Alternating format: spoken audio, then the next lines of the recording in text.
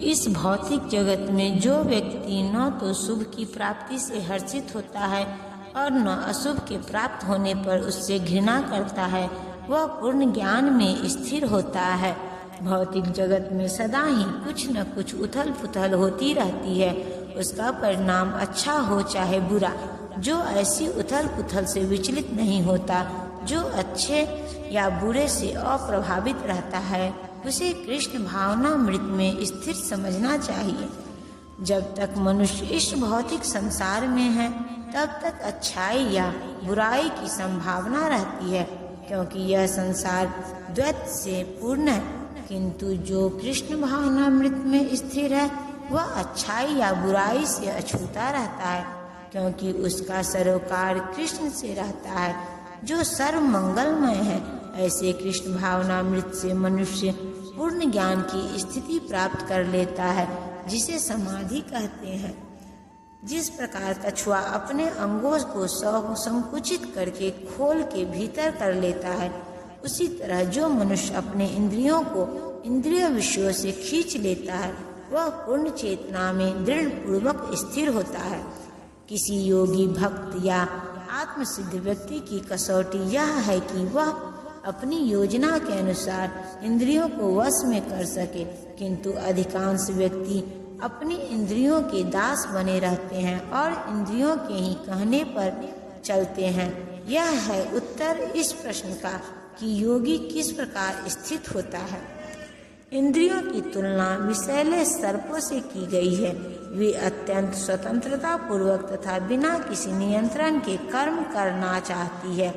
योगी या भक्त को इन सर्पों को वश में करने के लिए एक सपेरे की भांति अत्यंत प्रबल होना चाहिए।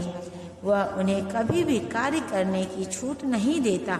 शास्त्रों में अनेक आदेश हैं, उनमें से कुछ करो ना तथा कुछ न करो से संबंध है।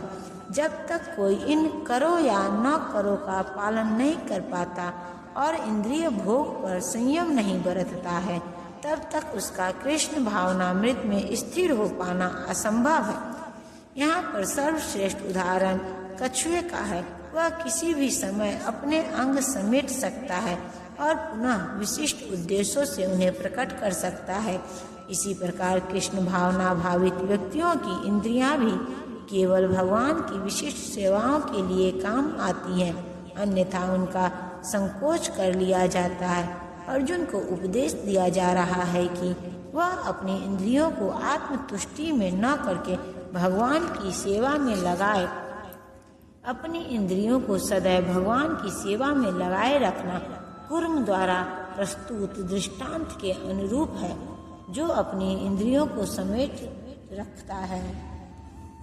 देहधारी जीव इंद्रिय भोग से भले ही निवृत्त हो जाए, पर उसमें इंद्रिय भोगों की इच्छा बनी रहती है।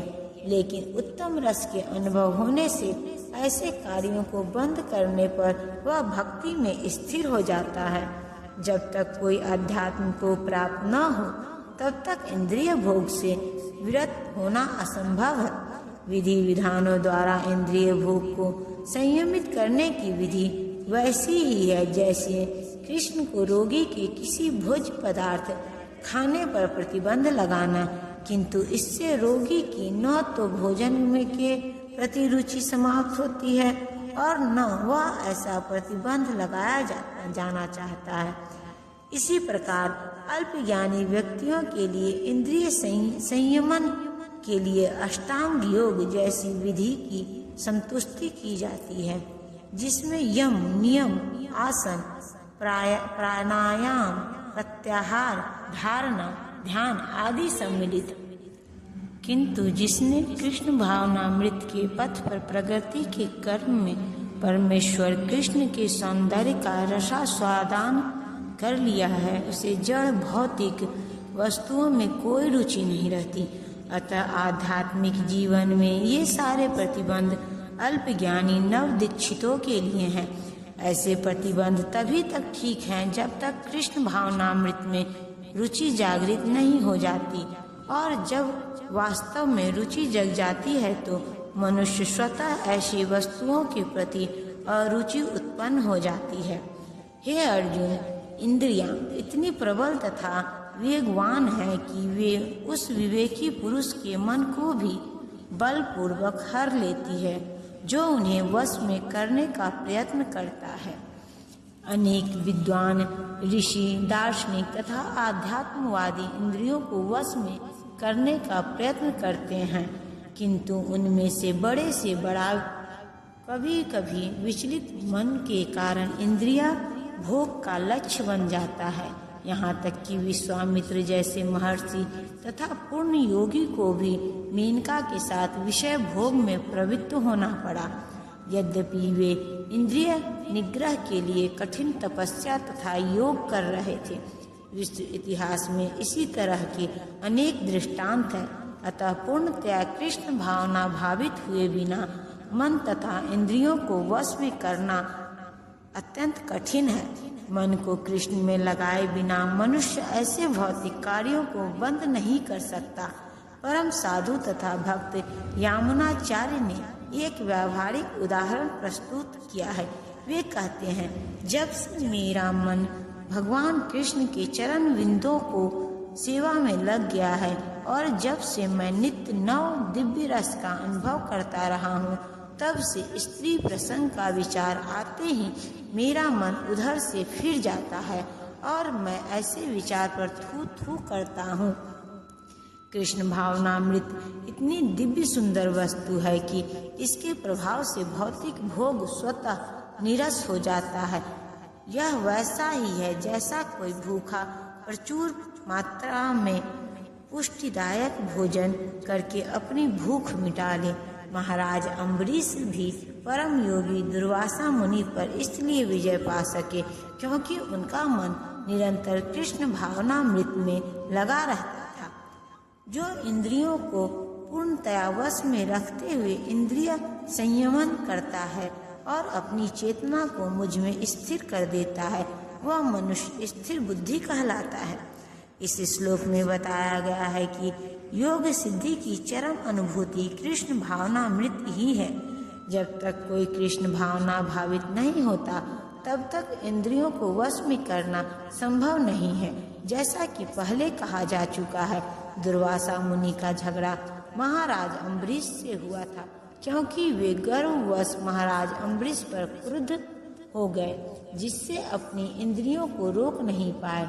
दूसरी ओर यद्यपि राजा मुनि के समान योगी न था, किंतु वह कृष्ण का भक्त था और उसने मुनि के सारे अन्याय सह लिए, जिससे वह विजयी हुआ। राजा अपनी इंद्रियों को वश में कर सका क्योंकि उसमें निम्नलिखित गुण थे।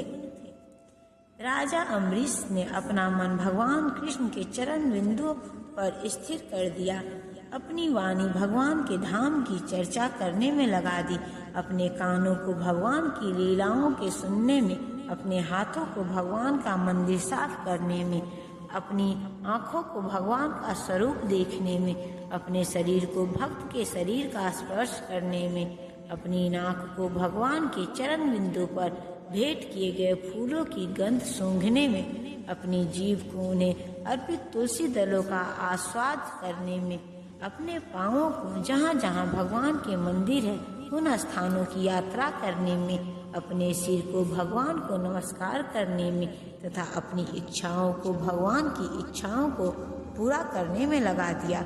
और इन गुणों के कारण वे भगवान के मन पर भक्त बनने के योग्य हो गए।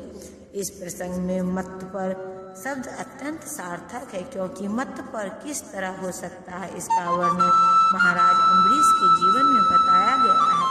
मत्त पर परंपरा के महान विद्वान तथा आचार्य श्रील बलदेव विधान भूषण का कहना है कि इंद्रियों को केवल कृष्ण की भक्ति के बल से वश में किया जा सकता है।